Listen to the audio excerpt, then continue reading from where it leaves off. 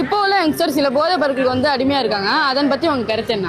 என்னோட கருத்து என்ன அப்படின்னா, இப்போ இருக்க யங்ஸ்டர்ஸ் எல்லாருமே வந்து என்னன்னு பார்த்தீங்கன்னா, மற்றவங்களை பார்த்து தான் வந்து அதை கற்றுக்குறாங்க. ஒன்று ஃபேமிலியாக இருக்கும், இல்லை ஃப்ரெண்ட்ஸாக இருக்கும், இல்லை வந்து சோஷியல் மீடியாவாக இருக்கும். எல்லாமே இதுதான். சோஷியல் மீடியாவில் பார்த்தீங்கன்னா நிறைய இது வந்து அவங்க இன்ஃப்ளூயன்ஸ் ஆகிக்கிறாங்க. அதை பார்த்து இன்ஃப்ளூயன்ஸ்லாம் அதை பார்த்து அவங்களும் நம்ம இது மாதிரி செஞ்சால் இதாக இருக்கும், கெத்து வியூஸ் அந்த மாதிரி இதுக்காக மாற்றிக்கிறாங்க. அதுதான் ப்ராப்ளம் இங்கே. மெயினாக பார்த்தீங்கன்னா ஒரு அப்பா பண்ணுறாங்க அப்படின்னா அதை பார்த்து இதில் நல்ல நமக்கு அந்த இது இருக்கும், நமக்கு அந்த ஒரு ஏதோ இதாக இருக்கும் அப்படின்னு சொல்லி. அதே மாதிரி ஃப்ரெண்ட்ஸ் கிட்ட பார்த்தீங்கன்னா ஃப்ரெண்ட்ஸ் வந்து என்ன சும்மா ட்ரை பண்ணுங்க அப்படின்னு சொல்லுவாங்க. அந்த ஒரு இதை வந்து எடுத்துக்கிட்டு அவங்க பண்ணுறாங்க. ஸ்டார்டிங்கில் சும்மா ஒரு விளையாட்ட ஆரம்பிக்கிறது, அதுக்கப்புறம் வந்து அதை வந்து அவங்க அடிமையாக்கிறது.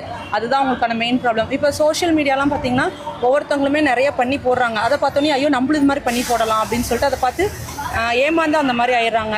சோஷியல் மீடியாலாம் பார்த்தீங்க அப்படின்னா சைல்டுக்குன்னு ஏற்ற மாதிரி வந்துட்டு நிறைய ரூல்ஸ் இருக்குது. இப்போ வந்து எல்லா செட்டிங்ஸ்லையும் சைல்டுக்கு சோஷியல் மீடியாலேயே மெயினாக சொல்கிறேன்னா அதை பார்த்து தான் நிறைய பேர் இது பண்ணுறாங்க. எல்லாருமே இப்போ வந்து எல்லா வகையான சோஷியல் மீடியா யூஸ் பண்ணுறாங்க.